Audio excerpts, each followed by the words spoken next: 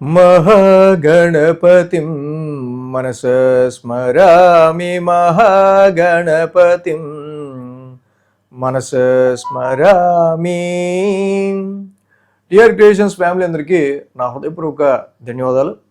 అలాగే ఈ యొక్క వారం మార్చ్ ఎండింగ్ 29వ తారీఖు నుంచి ఏప్రిల్ 4వ తారీఖు వరకు కూడా ద్వాదశ రాశుల వారికి సంబంధించి రాశి ఫలాలు, ఈ యొక్క వార ఫలాలు ఈ వారానికి సంబంధించి ఎలా ఉండబోతున్నాయి అంటేనే చూద్దాం. ఈ వారం మేజర్ ట్రాన్సిటల్ చేంజ్ విషయానికి వస్తే కుజరాహుల యొక్క యుతి ఏదైతే ఉందో మనం మదపట ఏనుగుతో పొందుస్తామో ఈ కుజరాహుల యొక్క యుతి ఇన్ జనరల్లీ మొత్తానికి శుక్రవారం నుంచి కుజుడి యొక్క స్థానం మార్పు మీన రాశిలోకి జరుగుతోంది. లాట్ ఆఫ్ కంజంక్షన్ ఇన్ కుంభరాశి.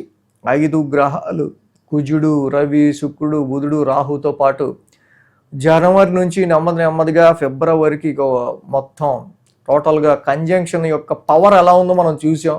ప్రపంచవ్యాప్తంగా ఎంత అల్లకల్లోలం చేసాయో రాహుతో కలిసిన ఈ కుజుడు, రవి, మిగతా గ్రహాలు పంచగ్రహ కూటమి అక్కడ కలవటం. So Rahu is the గ్యాసీ planet. గ్యాసీ planet ఎప్పుడైతే ఫైరీ ప్లానెట్స్ కలిసాయో సో ఇక్కడ మనకి దానికి సంబంధించిన రిజల్ట్సే బయటకు వచ్చింది. ఎట్ ద ఎండ్ మొత్తానికి కుజుడు కూడా ఈ యొక్క వారాంతానికి శుక్రవారానికి మీనరాశిలోకి సంచారం అవుతున్నారు. ఇక మిగతా గ్రహాల విషయానికి వస్తే మేషరాశిలో శుక్రుడి యొక్క సంచారం, మిథున రాశిలో గురుడి యొక్క సంచారం, అలాగే సింహరాశిలో కేతువు యొక్క సంచారం, కుంభరాశిలో కుజుడు, అలాగే బుధుడు, రాహువు గోచారంలో ఉన్నారు. ఇక రవి కూడా మీనరాశిలో సంచారంలో ఉన్నారు. శని 2025 మార్చి నుంచే ఇక్కడ మీనరాశిలోకి ఆయన ఎంటర్ అయి ఉన్నారు.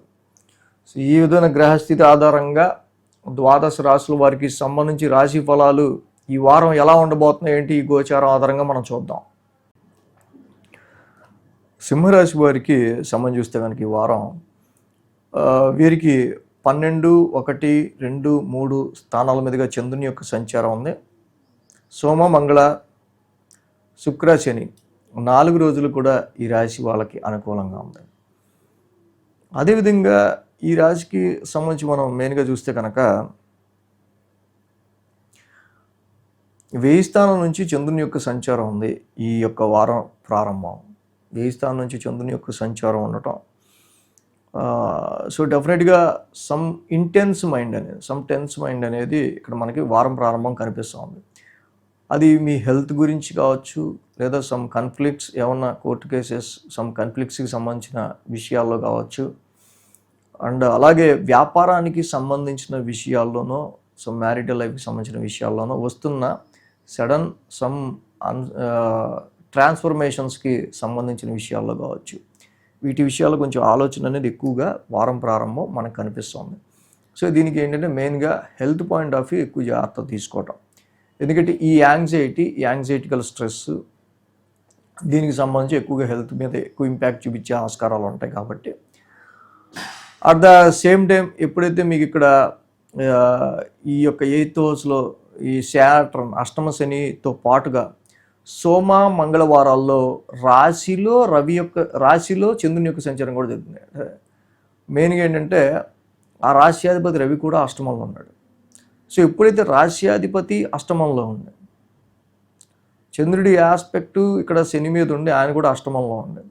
సో ఆది, సోమ, మంగళ ఈ 3 రోజులు కూడా చాలా వరకు మెయిన్గా హెల్త్ పాయింట్ ఆఫ్ వ్యూలో కానీ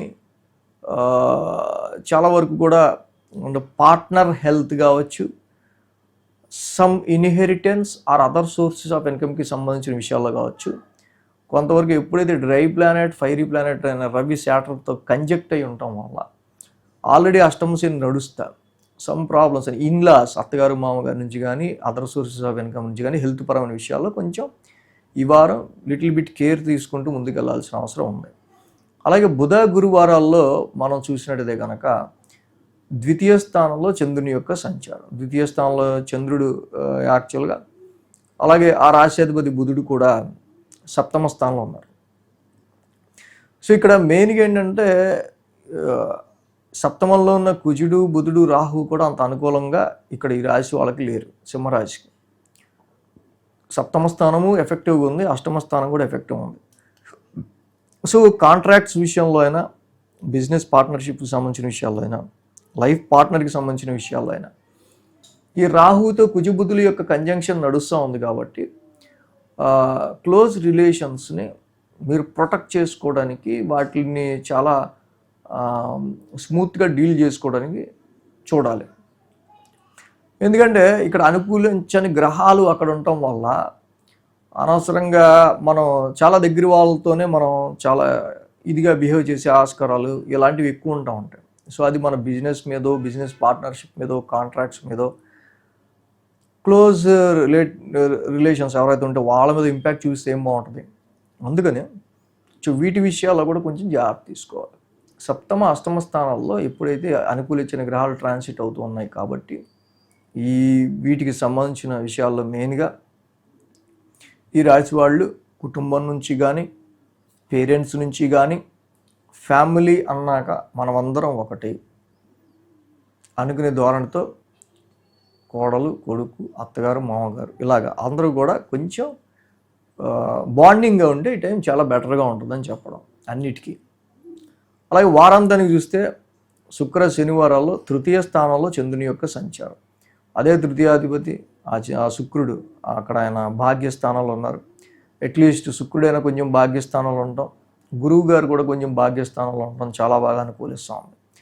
శుక్రుడు, గురుడు ఎప్పుడైతే చక్కగా నవమ లాభస్థానంలో ఉన్నారో చాలా వరకు ఈ గ్రహాలు యోగించకపోయినా మళ్ళీ చాలా మంచి ప్రజెంట్ రిజల్ట్స్ని ఫైనాన్షియల్గా కానీ, ఆర్థికపరమైన విషయాల్లో కానీ, ఇక్కడ జరుగుతున్న నెగిటివ్ సిచ్యువేషన్స్ని పాజిటివ్ చేసుకోవడానికి గురుబలం ఉపయోగపడటం, భాగ్యస్థానంలో ఉన్న శుక్రుడు కూడా చాలా వరకు మీకు మీ యొక్క ఎథిక్స్, మీ ధర్మం, మీ ఆచారం, మీ సంప్రదాయం, మీ యొక్క విలువలు వాటిని కాపాడుకోవడానికి మీరు ఎక్కువ ట్రై చేస్తాం ముందుకెళ్ళడానికి చాలా వరకు కూడా ఇక్కడ ఉపయోగపడుతుంది.